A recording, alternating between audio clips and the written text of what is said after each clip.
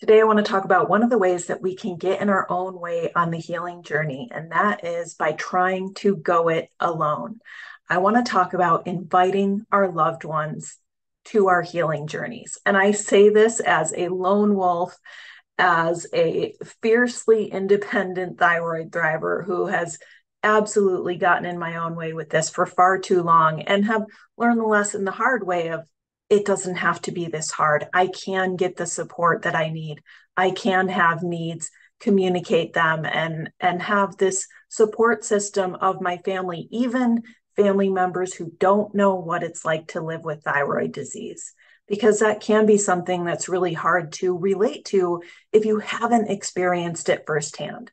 So that's what we're going to talk about on this season 3 premiere of Thyroid-healthy Bites. It's going to be a great show, Thyroid Thrivers, so stick around. Hello, Thyroid Thrivers. Welcome back to another episode of Thyroid-healthy Bites, a weekly podcast dedicated to helping you live well and eat well so you can feel well. I'm Ginny Mahar, your host and the face behind the apron at hypothyroidchef.com.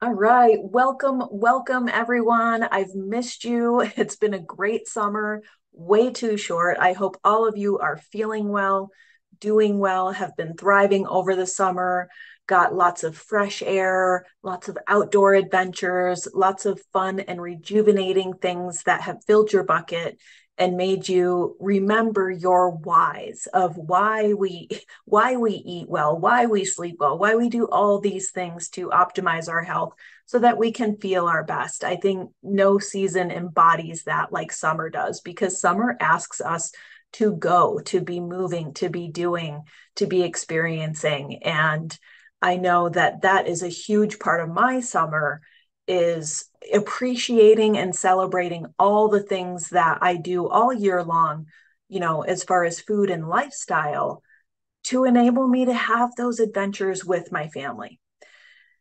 Family is on the top of my mind at the beginning of this episode because this is what we're going to be talking about today. I want to talk to you in this episode about a really personal topic and a super relatable topic, which is inviting your loved ones to your healing journey. I think this is something that, a lot of us don't maybe think about a whole lot. We go about our business. We don't want to be a burden. We don't want to be needy. We don't really even realize sometimes, a lot of us, that we need that help and support. And I know that was absolutely the case for me. I was really reminded of this by one of my Thrivers Club members. So the Thrivers Club is my online group health coaching membership, where together we're doing the work of thyroid healthy living, thyroid healthy eating, and all those little, daily habits and practices. And we get support from each other. There's all these resources, and we do these monthly wellness challenges. And so in the private Thrivers Club community, as we're going through these wellness challenges, we're, posting in the community about our experience of, how we're doing, how we're feeling. And a member raised this, simple point that she had mentioned to her husband that she needed a little bit of time to work on a project for herself, and that he seemed pretty responsive to that. And this really kind of struck a chord with me. I mean, she just sort of mentioned it in passing, but it really made me think about this aspect of our healing journeys, because we aren't on these journeys alone. We're not even on these journeys just with each other as fellow thyroid thrivers. We're on them with our friends, with our families, with our children, with our loved ones, with everyone that we are in community with. They're part of this. I mean, I think about my best friends. They very much know that this is part of my life. That's come from me challenging myself to communicate about my hypothyroidism, Hashimoto's symptoms, and reality with them. And I think for many years, the first several years, really, I think of my healing journey, I didn't do that. I was open with this community about my journey, but I wasn't necessarily so open with my friends and family. And so Christy's comment in the Thrivers Club really made me reflect on that aspect of my own healing journey and how meaningful, this small but mighty win was for her to say, hey, wow, just sharing that journey, sharing your journey with your husband, sharing your needs with your husband, and asking for what you need, that in itself is a big win, because inviting that support and facilitating that understanding with our loved ones through, being brave in our communication with them about that can be a real game changer for some of us. And, for some of us, it's like a no-brainer. We're already doing that. Maybe we just our personalities or the way we were raised or whatever, we already have those tools to say, this is already in my DNA that of course I'm going to communicate to my significant other, my family, my extended family, my friends. Of course I'm going to do that. But as I realized in the Thrivers Club, this really did strike a chord with people, and it really sparked a very lively conversation that, a lot of people could relate to. And so that inspired me to do this premiere episode for season 3 on this super relatable topic.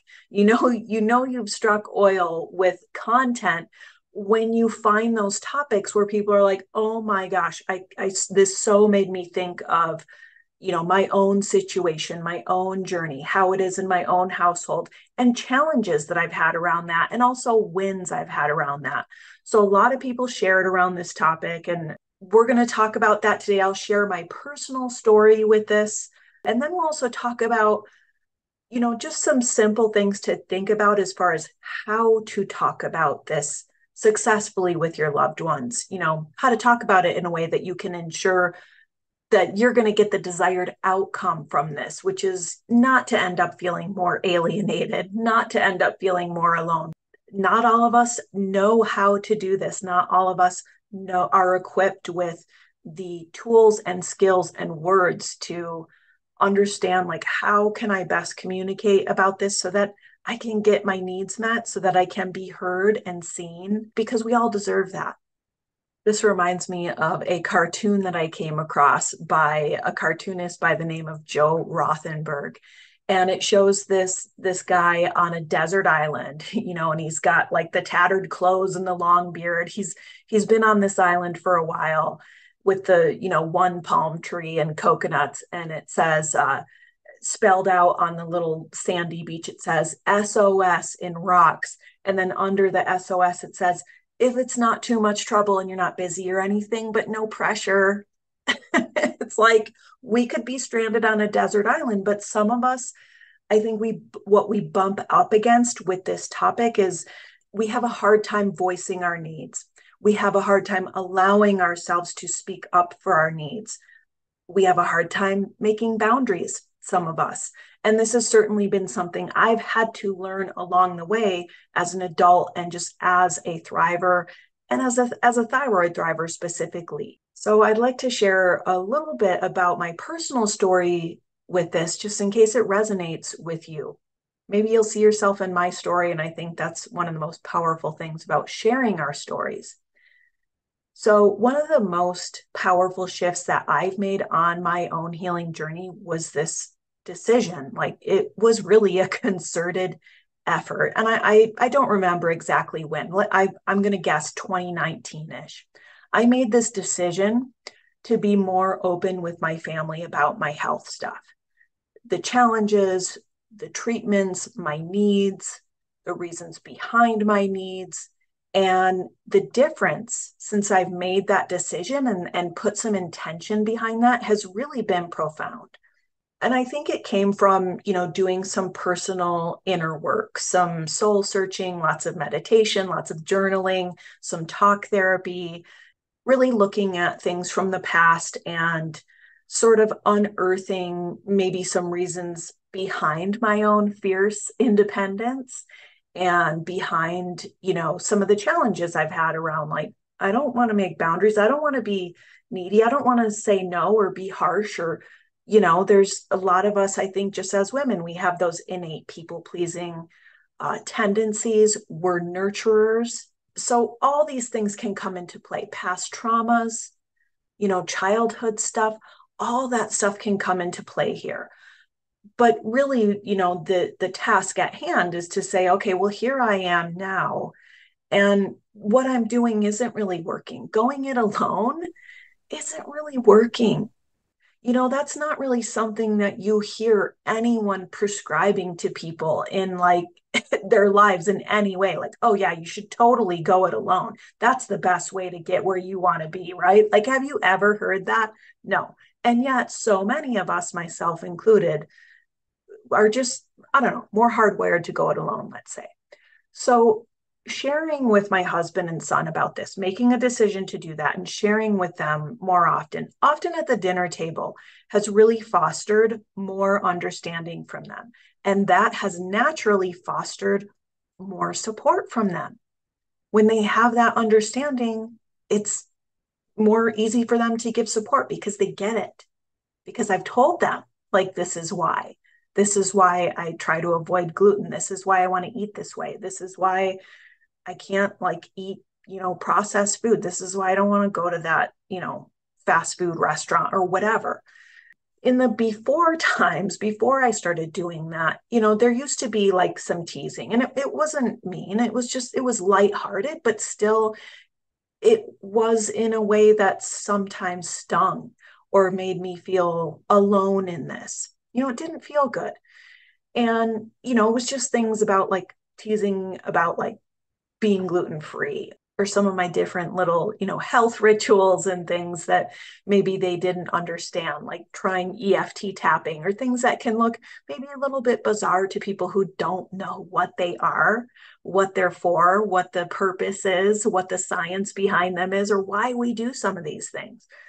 But since I've made that shift, now they know that my thyroid healthy food and lifestyle habits, even the woo woo ones that they might find amusing sometimes, are what enable me to be here for them and to feel well enough to play and have those adventures as a family. Like we've been doing all summer: water skiing, mountain biking, berry picking, hiking, swimming, being on the rivers, camping. All these things require energy, and they require that I feel well enough to be able to do these things on a regular basis and have those experiences and make those memories. All that ability and that vitality and that health is fueled and created by the choices we make every day. I didn't share with them about it for a long time. And then I made the shift to sharing more, and it was a profound shift. And I realized that breaking through this personal mindset roadblock really helped foster a culture in our household where everyone gets to have needs. Everyone gets to be heard. Everyone gets to be loved and supported in equal measure, including me. Now, this goes way back to my pre-hypothyroidism days, to this parenting manifesto I wrote when I was pregnant with my son, James, that it was like a manifesto against martyrdom. I didn't want to become one of those moms who was just like, I don't even know who I am anymore. All of my resources and my whole identity has gone into, being a mother and raising this child and running this home and things like that.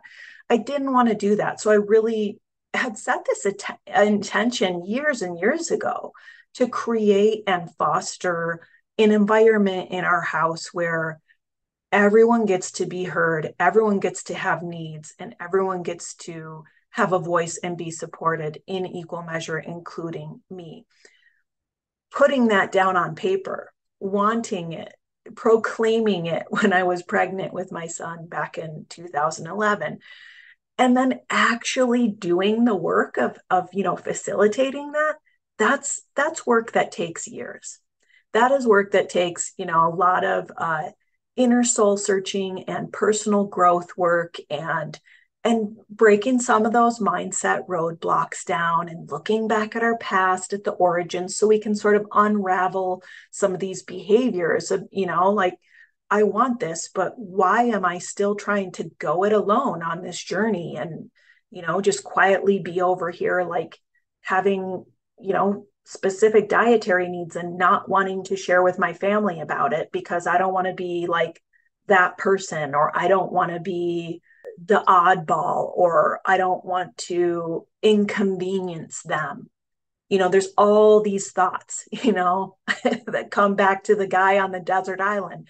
SOS, if it's not too much trouble and you're not too busy or anything, but maybe I could use some rescuing here on this desert island all by myself.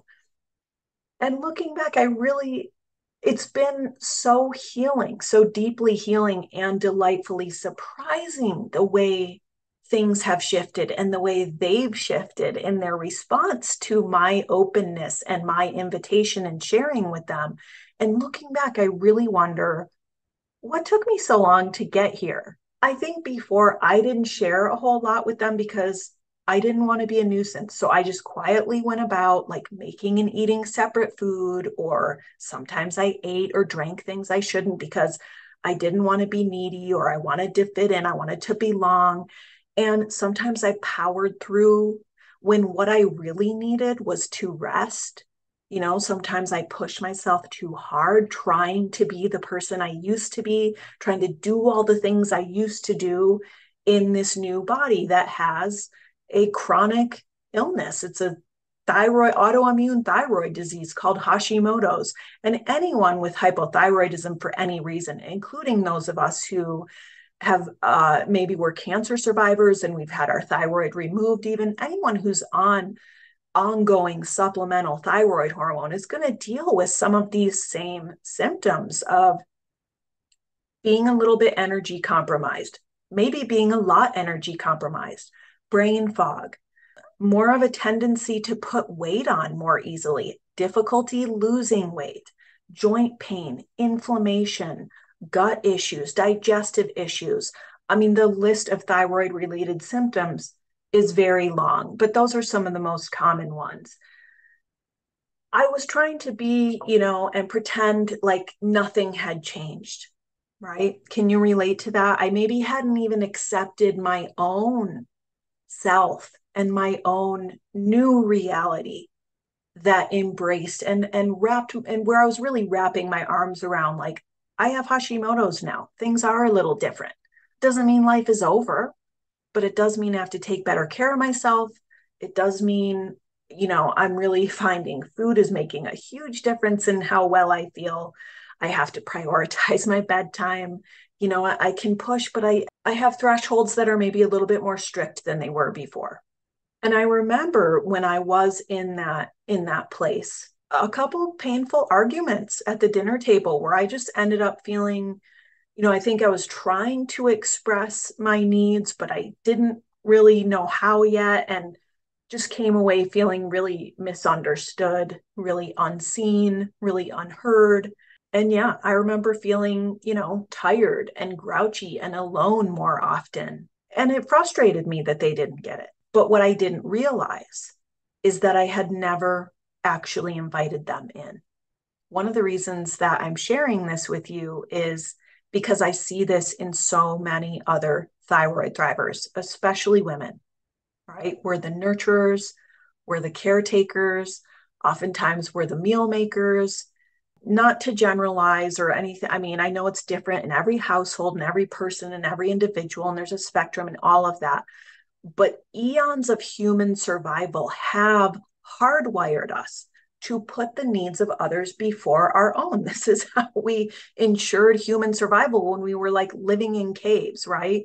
And because of this, it can create a tendency for us to try to be needless, to not want to ask for help because we're the caretakers, right? And yeah, other things can also come into play here, childhood and emotional traumas, things like that. And it certainly, this isn't limited to women. I think, people of any gender identity can relate to this to a degree. Things are different now in our household because I started communicating differently with my family, and just really just communicating more. Like, when I made that shift, I would, just start saying and telling them, we'd have these dinner table conversations like, yeah, I went to the doctor and here's what's going on with me right now. Or sometimes I would just end up in a flare, especially like midwinter. I'm not getting a lot of vitamin D. Maybe it was the holidays. I ate or drank some things I shouldn't have. And okay, here we go. I can feel it in my joints. I can feel it in my brain. I'm in a flare. They know what that means now, to be in a flare, which means my symptoms are flaring up. Something, I went beyond those thresholds that I know I should, that I should mind. But look, nobody's perfect. Sometimes we go past them. We end up in a flare. Maybe there's a stressful situation happening. We end up in a flare. My family now understands what that means, and that it might mean I'm resting more. It might mean that I need more help with dinner. It might mean that I need more of their help with things like cleaning the house, or maybe I just need more patience with, a brain that's kind of like struggling to, think of the word I'm trying to remember and things like that. Something happened just a couple weeks ago. So my husband and I are out to lunch, and I was like, I'm going to share with him about this, appointment I just had with my doctor through Paloma Health. I'm a Paloma Health member. That's where I get my thyroid care through. So it's a great option for any of you who are, trying to solve the find a doctor problem. I know that's a big roadblock for a lot of us.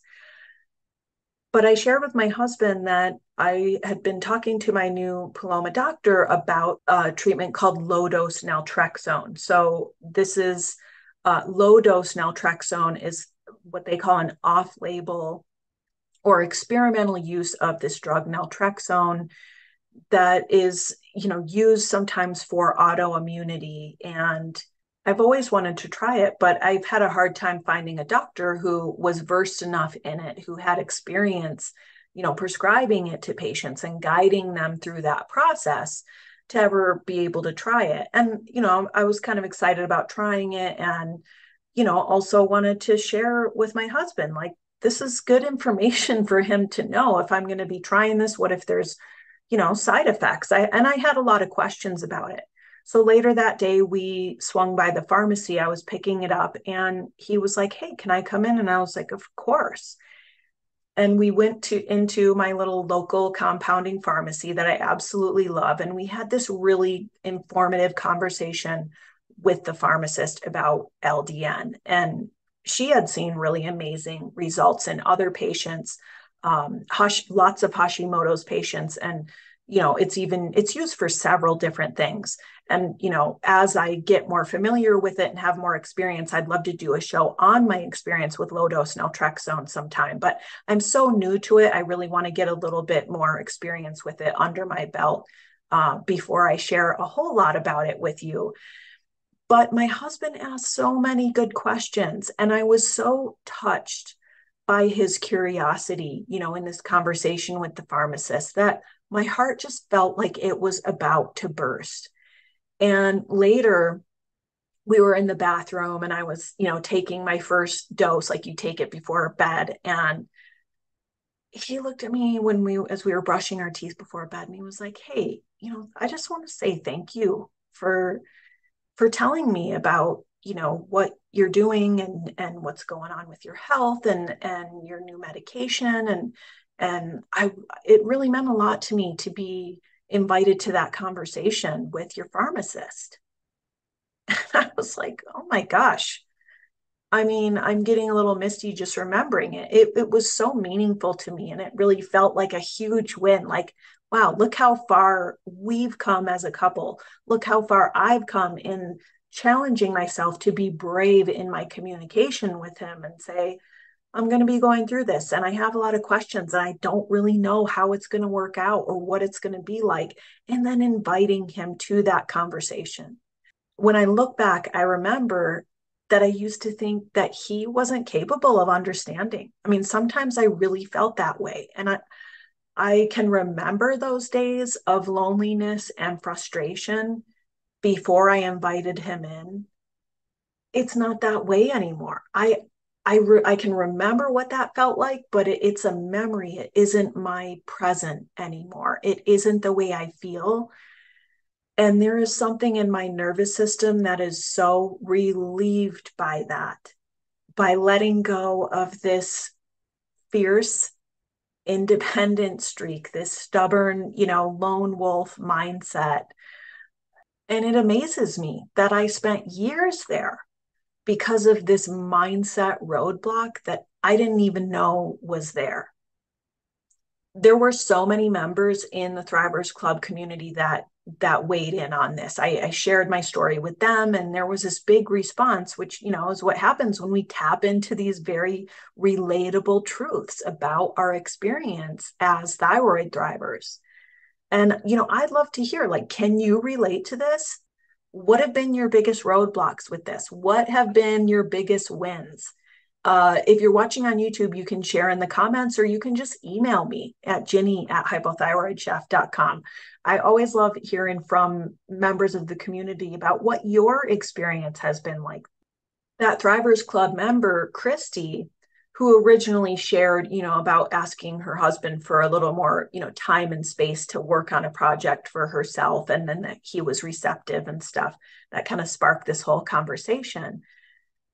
She shared, look, it's not that my family doesn't care or isn't supportive, but it's not a visible handicap. And that's a big part of the challenge with this. And I think a big part of what requires that we do try to communicate about this bravely is that this is an invisible illness. So it's not always obvious. And maybe it is easy for someone to see that from the outside and think, well, I'm tired too. Well, I'm trying to lose weight too. It's not about invalidating their experiences. It's about validating ours, that, there really is a more pronounced physiological compromise that can come from having an underactive thyroid. It affects every single system and every single cell in the body. Our thyroid does. So it can really have these far-reaching impacts that can also be so subtle that it's easy for people to think, you're just making this up, or you're, making a mountain out of a molehill. But we're not. One thing that's been really eye-opening for my husband and son is the more I've communicated about them with this, the more they'll now be like, are you sure you want to eat that? Because we know what happens, because we've seen it, because you've communicated with us what happens when you indulge in these things, that, aren't really right for you. And then you have the symptoms, and then you have a hard time, like, enjoying yourself or being part of the things we're doing as a family, or keeping up with work, with housework.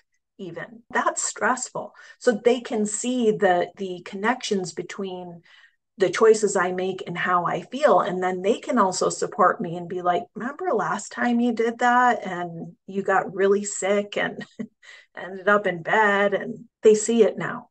They believe it, they see it, they understand it, and they get it because of that communication, because I've helped them increase their own awareness, because I realized I am the one who has to speak up for my needs, and who has to do a little bit of educating of the people around me about what this means for me. And I think that to some degree applies to all of us as thyroid thrivers. It is harder to relate to unless you ask, or have been told, or have experienced it yourself. And so, of course, a lot of our family members haven't experienced this themselves. And so that requires that we need to tell them, or they need to ask, or probably a mixture of both. And we don't want to burden our families with this. We need to include and share the journey with those around us. But how do I know what is enough? Where is that balance between, communicating our needs and not feeling like we're being like super negative, or how much is too much? How do we share about this? So let's kind of shift gears and talk about some practical tools that you can use in communicating with your loved ones about your thyroid condition. That invisible illness factor can be universally tough for us thyroid thrivers. And, as far as how much is enough without it being too much, what I found is that it can be really helpful to keep these conversations solutions focused as opposed to problem focused, if that makes sense. So, like, here's an example.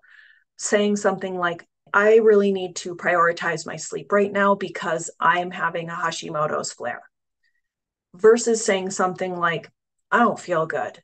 Even I don't feel good because I'm having a Hashimoto's flare. Okay, well, that's useful information. But to add that, like, look, I really need more rest, or I'm not going to be able to participate as much maybe this weekend, or I got to prioritize my sleep, or look, I really need to be good about my food and my meals right now because I'm in this flare.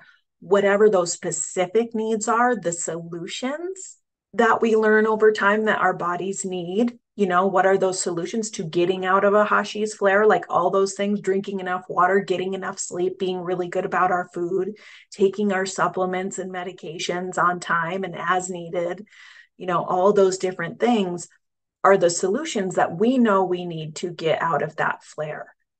But that first example is what gives our loved ones a very straightforward way to help. And it gives them an ability to do that by respecting and understanding our sleep needs. Whereas that second example is more of just like a statement of the problem, or for lack of a better word, it's more of a complaint. Like, I just don't feel good.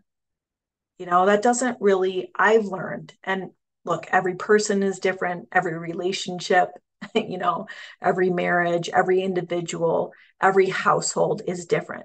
But I have learned that those complaints, like when it comes across in a complaining format, meaning problem focused communication, that can really send my well meaning husband into fix it mode. And when he can't fix it, he gets frustrated with me. And then we're both frustrated. And I don't feel seen, and I don't feel heard, and I don't feel understood. And he's like, everybody's frustrated. But by shifting to that approach of, look, here's what would really help me right now, he's like, okay, I'm on it. It gives him a way to immediately succeed at supporting me. And that's a win-win. Like, everybody wins in that situation. I'm getting the help and support I need. He feels empowered and invited to support me. Or, my son, same thing. These are like dinner table conversations with the family. And they have clear instructions on how to support me. Then I feel like so grateful for that support. If, say, later that night, my husband's like, let's turn this off. It's 10. Let's get to bed. We need rest and you're not feeling well. It's like, okay, thanks. It's helpful to have that external support and people that can help us stay on track, because temptation is always there, right? Of course, it's not his job to manage my health. I'm going to try to be getting myself to bed. The likelihood is, even if he's going to stay up late, I'm going to say, I'm going to flare, so I got to prioritize my sleep right now. When he knows and understands that, it just makes it that much easier for him to support me and for me to be supported by his understanding and saying, yeah, let's both go to bed. We could use some rest. We got an early day tomorrow. Great. Everybody's getting their needs met, right? And it seems so simple, but it's simple communication tools can be so hard to come by and take a lot of practice. So that tip really is like regarding, how do I know how much is enough or too much? I don't want to seem whiny, just keeping things solutions focused versus problems focused can help. And the other, the one other tip I'll say is just keep communicating. Just keep trying. It doesn't have to be perfect. You're going to stumble. You're going to have those, those conversations where maybe it doesn't go the way you want. And those are going to teach you, like, okay, that didn't work. What's a different way what's a different angle I can come at this from? But I think also sometimes we don't communicate because we're maybe afraid that people won't understand. I know that can be triggering for so many of us who have been through, maybe years, maybe decades of doctor's appointments where we really felt gaslighted. We felt like we were there saying, no, something's really wrong with me. And I mean, I went through this for the first 4 years of my thyroid journey, being told, you're fine. What, you're tired all day, every day? Normal. You're 35. That just is part of getting older. You can't lose weight. You just need to eat less and exercise more. You're sick all the time. That has nothing to do with your thyroid because your TSH is normal. that's a really traumatic, like I think a very common sort of traumatic experience for us as thyroid thrivers, because we want to trust our medical professionals. We want to trust what the doctor says. And when you're suffering and a trained medical professional is basically telling you it's all in your head, you're fine, there's nothing wrong with you, that can make it a little bit scary to try to talk to our friends and our family members who don't have any medical training, who don't have the understanding of this, who might have that knee-jerk response of, I'm tired too, what's the big deal? Well, it is a big deal. And for some of us, it can be a really big deal. There are people out there who are severely, and maybe some of you are listening, who are severely debilitated by, something that's kind of marketed in the doctor's office like no big deal. Hypothyroidism, no big deal. Hashimoto's, no big deal. You just take this pill and do this one test and it's fine. And as so many of you know, there is a lot more to it than just one test and just one pill. And it can affect every facet of our lives. It has affected the way my brain works, the way my body works, the way it looks, the way my gut operates, like so many different things. And it has required that I really commit to healthy living and healthy eating so that I can feel close to normal. That's kind of what a lot of us are doing here, isn't it? We're doing the daily work of all this so that we can feel and exist in a life that, and have a quality of life that is close to normal. And maybe, hey, we can go beyond that. Some days I'm like, wow, I'm so grateful for Hashimoto's because I've learned so much about taking care of my body. And on those good days, I feel awesome. I really do. And I love that my family can celebrate that with me and see that in me. I love that, my husband can say, wow, you seem like, you're doing better since you're trying this low dose naltrexone. Or earlier this year around the new year, I had a major nosedive and it happened so slowly that I didn't really realize I was going full hypothyroid. I don't know what happened. I had gotten sick and my antibodies spiked and I ended up having to double my medication dosage. And it was my husband who was like, I think you better get your thyroid tested. You don't seem like you're, having an easy go of it right now. And I can see that. He knows now what the symptoms are. He sees how it affects me. And yeah, that hasn't happened overnight, but it has happened. It's happened with time, and it's happened with diligent, compassionate, courageous, and totally imperfect sometimes communication. And what a relief to not have to go it alone anymore. That's what I want for you. And I hope that today's episode has inspired you, gotten your wheels turning about this, maybe made you think about ways you are trying to go it alone. If you are, you're not alone in going it alone. There's a lot of us lone wolves out there. There's a lot of us who don't want to be a burden. We don't want to be a nuisance. We don't want to be whiny. We don't want to have too many needs or whatever it is, whatever those, thought gremlins are that prevent us from inviting support and using our voices. I hope that today's episode has stirred things up around that for you. I hope it has maybe turned the soil a bit, so to speak. I think that's a really good thing to do in our lives and our mindset, to mix it up a little bit, to try something new. If something's not working, try a different angle, because you are not stuck. You can always try something different. You can always make a different choice. And that is where the empowerment lives. That is the Thriver's journey. It takes time, and there's going to be a lot of stumbles along the way. We're going to learn some things the hard way. I know I certainly have, and I definitely have around this topic. So I hope that in sharing this personal story with you, maybe you saw some pieces of your own story in it. I know this has been an absolute game changer for several of our Thrivers Club members. I'll leave you with a couple words of encouragement from some of them. Judy C. said, It's okay to take up space in this world, and we can't expect people to read our minds. We must be brave and communicate. So amen to that, Judy.